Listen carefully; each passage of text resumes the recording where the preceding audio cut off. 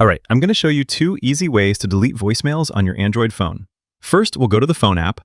And once you're in the phone app, the next steps will kind of depend what type of Android phone you have. Some of them will have a dedicated tab for voicemails. If you have that, tap yourself to the voicemail tab.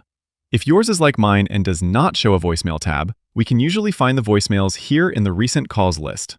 You can see this recent call from my buddy Ryan, for example, has a little transcript preview in it.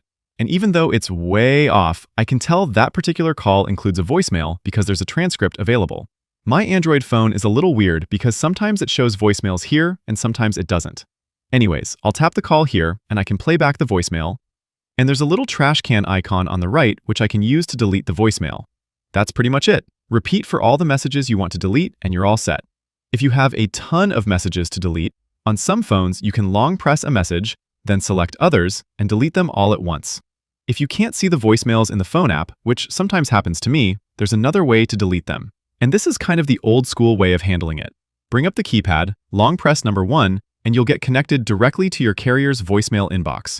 You can listen to your messages and follow the voice prompts to perform actions like delete messages. Usually, deleting happens by pressing number 7 or number 9, depending on your carrier. And that's how you delete voicemails. Click the like button if this helped, and subscribe for more quick guides like this. Thanks all, until next time.